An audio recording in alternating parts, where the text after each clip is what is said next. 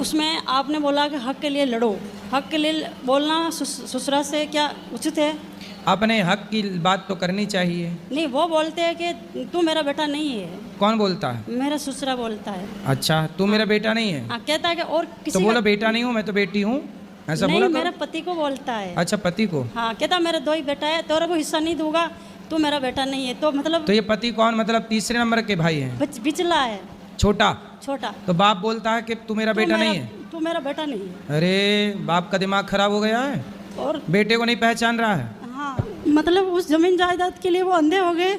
हमारे को घर अपने पे बेटे रहे, को बेटा नहीं मान रहे हैं। नहीं मानते। फिर भी भले ना माने, पर उनको अधिकार तो देना पड़ेगा। आप लड़ाई लड़ना। बोलते नहीं है तो बिल्कुल आपके ए आश्रित छोरा हो गए। खड़ा हो जा भैया, बात करो। आपके आश्रित हो गया क्या कि गुरुजी के है, बोलते हैं कि खुद की मेहनत से कमा के खाओ, हमारे घर बना रखा वहाँ बात पे, कराओ। हमारे को रहना नहीं देते। चलो वो बात करो, हम बात करो, बताओ क्या हुआ? आपके चरणों में कोटि कोटि प्रणाम गुरुजी। जी।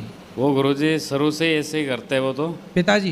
पिताजी तो आपको नहीं देना चाहते कुछ? हाँ, वो बोलते हैं कि मेरा बेटा ही नहीं। तो अरे ऐसे कह देने से थोड़ी, पैदा काहे किए रहे? जब पैदा किए तब तो बड़ा मजा आया रहा। ये अब तो- दान संपत्ति देने के टाइम पे नखरे बता रहे हैं तुम्हारे पिताजी, रो रहे हैं छाती पे चढ़ के लेना। पैदा किया है तो दो, पैदा करने में तो बड़ा मजा आया रहा तब, अब देने में रो रहे हैं। वो नहीं चाहते गुरुजी के। अरे चाहेंगे, सरकार नियम है, 3 बेटे हैं तो बाप की संपत्ति तीनों को दी जाएगी, ये नियम है। थोड़ी थोड़ी करके बेचते, कभी तो बंगला बनाते, कभी बेच गाय लाते, हमारे को नहीं दे। मैंने बोला जमीन मत दो, पर मेरे को नकलने के लिए रिश्ता गला दे दो, वो भी नहीं देते। हमारे खेत के अंदर बताओ कैसा बाप है।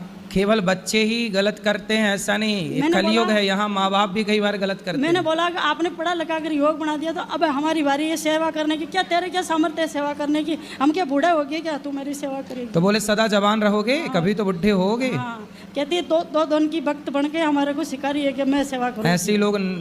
ऐसे लोगों को ही नर्क में जाना पड़ता है तरीके से। जो बाप अपने बेटों के साथ भेदभाव करते हैं, महाभारत की कथा है, जो बाप अपने बच्चों के साथ भेदभाव करते हैं, ऐसे बाप को भी घोर नरक की यातना भोगनी पड़ती है। समझा देना अपने पिताजी को ये बात।